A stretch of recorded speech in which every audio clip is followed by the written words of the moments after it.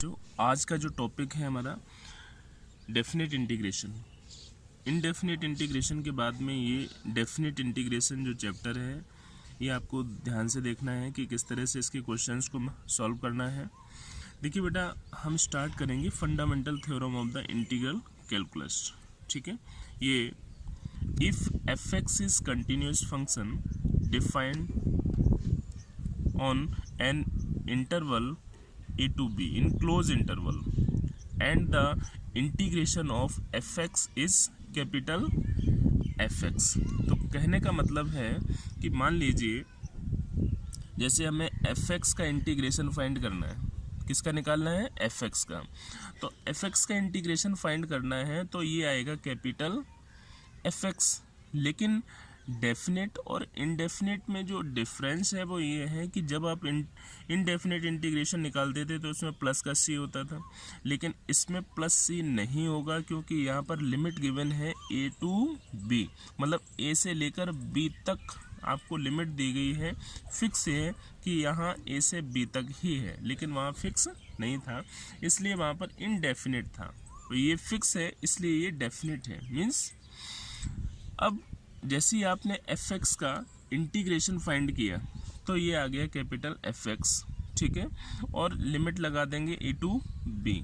लेकिन अब कैसे सॉल्व करेंगे तो आपको ध्यान रखना है कि जो कैपिटल एफ एक्स है, मतलब जो आपका इंटीग्रेशन आया है, इस इंटीग्रेशन को क्या करेंगे, इसमें पहले तो अपर लिमिट यूज़ करेंगे, फिर इसमें लोअर लिमिट यूज़ करेंगे। मीन्स एफ एक्स की जगह आपको अपर लिमिट यूज़ करनी है, फिर माइनस का साइन लगाना है, फिर एफ एक्स की जगह फिर लोअर लिमिट यूज़ करनी है। तो जो आएगा वो एफ बी माइनस का एफ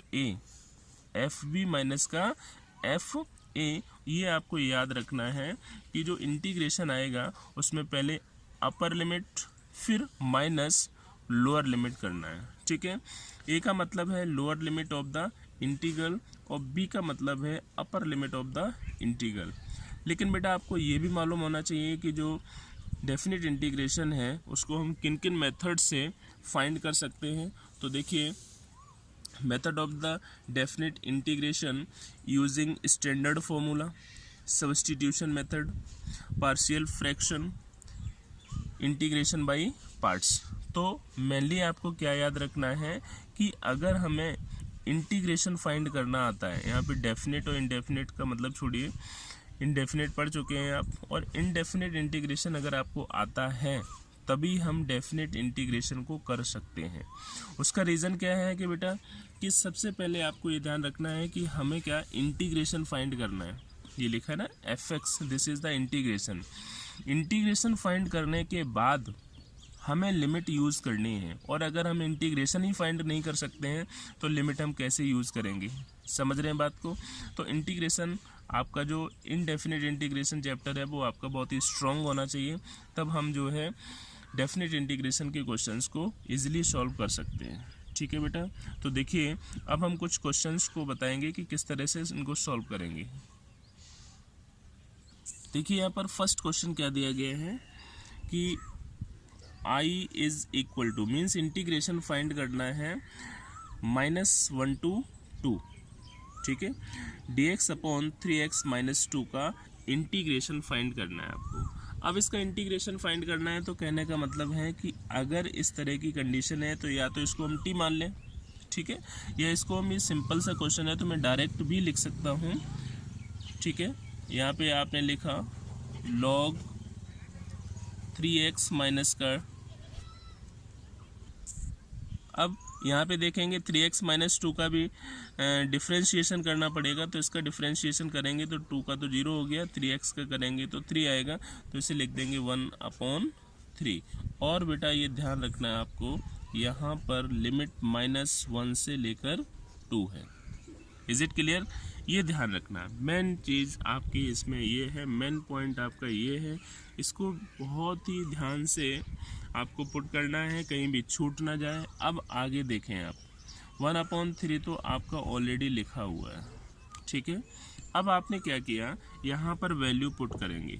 जब वैल्यू पुट करेंगे तो पहले देखें आप लॉग, ठीक है, यहाँ पर 3 इंटू 2 माइनस 2 माइनस, फिर आपको -1 यूज़ करनी है तो लॉग, यहाँ आपने ध्यान रखो मॉड का साइन होता है हमेशा।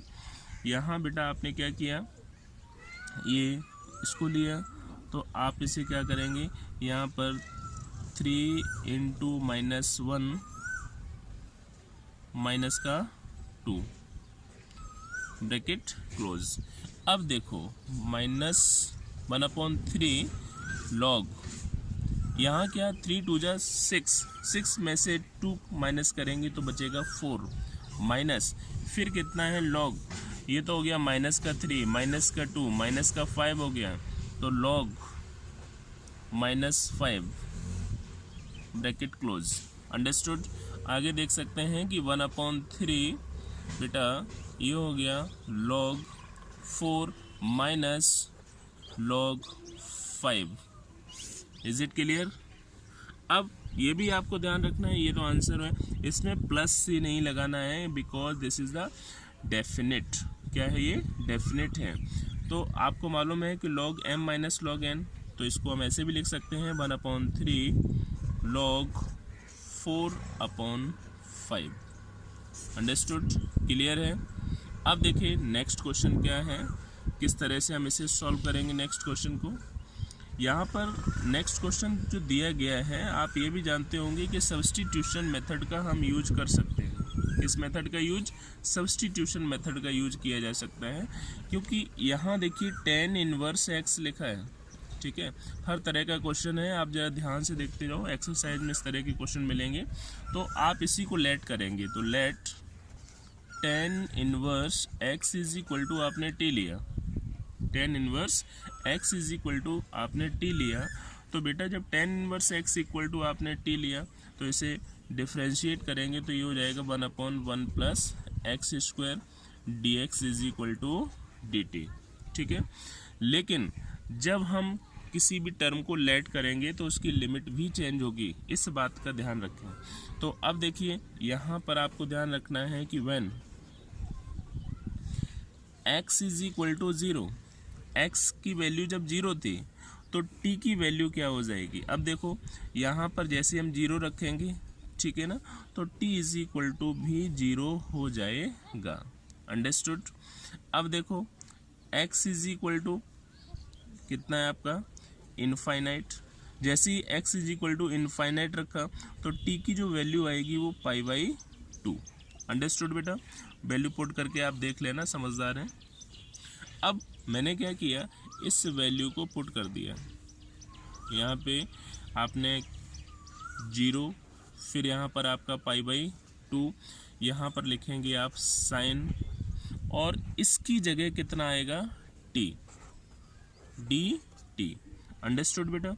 अब आप देख सकते हो कि साइन का इंटीग्रेशन क्या होता है, माइनस कॉस, ठीक है, ये हो जाएगा माइनस का कॉस t, इसको ब्रैकेट में 0 to π/2।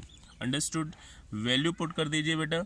जैसे आप वैल्यू पुट करेंगे तो ये हो जाएगा आपका माइनस कॉस π/2 माइनस, फिर ब्रैकेट में माइनस कॉस 0 ब्रैकेट क्लोज कर देते हैं, ठीक है। ये हो जाएगा कॉस π/2 की वैल्यू होती है 0 और ये हो जाएगी 1, तो -0 माइनस माइनस प्लस हो गया, कॉस 0 की वैल्यू 1, तो आंसर जो बेटा आएगा वो इसका हुआ 1। Any doubt?